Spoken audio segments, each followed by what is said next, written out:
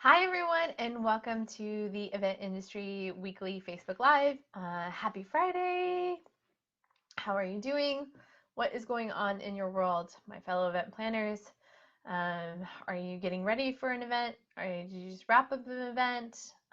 What are you in the midst of? That's what we're talking about.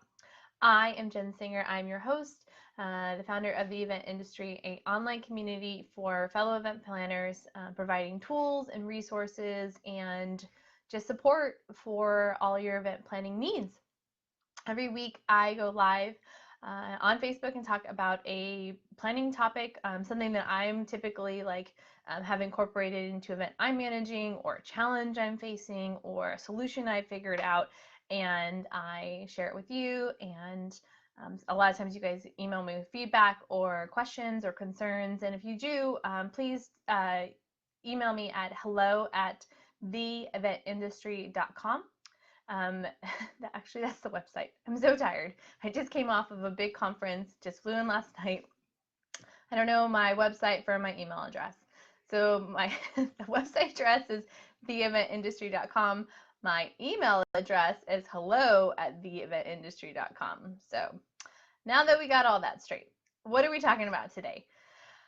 Today we are talking about the post-event wrap-up, and selfishly I'm bringing that up because I am writing a post-event wrap-up today from this big corporate event that I did this week. Now, I understand there's a lot of planners out there that are on our group that are wedding planners, and I think this sometimes applies to wedding planners. I don't really do weddings, but I think this is definitely more for corporate events or social events, especially when the group is going to do the event another year. And there's a lot of corporate clients that I work with that we are doing the same event year after year after year. Like the event that I just did, this is my 4th year planning this event with this biotech company. And there are always new challenges and there's always new improvements that we try to incorporate.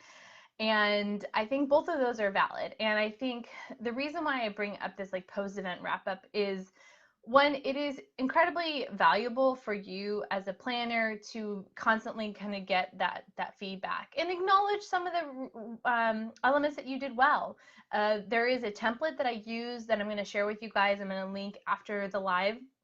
It'll be available to download for free. It's a Google Sheet I created, and it really outlines basically the both of best worlds. One, what worked really well, and there's no. I think it's imperative to high five yourself and pat yourself on the back and go like, wow, we planned this, and that worked really well from the guest experience, from a planning experience, from a financial experience. That was really great. But then also, where are some areas that we can improve, and calling out, why was that a need for area of improvement? How did that affect the experience or the overall planning? And what are the actions that need to be taken to make that improvement? And I say that because sometimes the areas that need improvement are not really reliant on you as a planner. They're basically because of resources. So when you could execute something really well if you had more support, or if you had invested in buying more food, planning for more people to eat, or something to that effect. Sometimes that's outside your control based on what the client wants to spend, or what they want to do, and a lot of times you're beholden. So it's good to also call out those room for improvement, because it's not necessarily, it can definitely be something that you've done.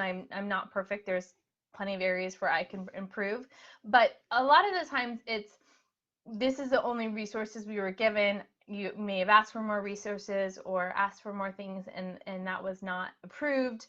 And shockingly, it could have worked out better. So the action would be, get more volunteers, or pay more staff, or buy more food, or get more security guards, or um, pay for the space for longer so you have more time for setup. Those sorts of elements. So those are definitely things that come up as room for improvement. And I highly encourage you to schedule this time to do this post-event evaluation. Um, Even if the client doesn't want to do it, it's really great to internally do it and just take notes, especially a few days after the event when everything's kind of fresh in your mind, and you can kind of be a little bit more removed from the event experience and go like, okay, critically, I can look at this, objectively about, what did I contribute that was great and worked well, and what could I do that would even help me better and not make it less stressful. Because a lot of times the room for improvement can relieve some stress. So that's a great element to include as well. Um, all right, I need to get on to my post-event evaluation. I am definitely going to share this template that I've created so you can use it for yours. Highly recommend it, whether you get the opportunity to sit down with your client or it's just an internal element that you use for, another client that has like a similar event, or you're producing the same event. I think it can be incredibly valuable for both situations. So happy Friday, everyone, and I'll see you next week. Thanks.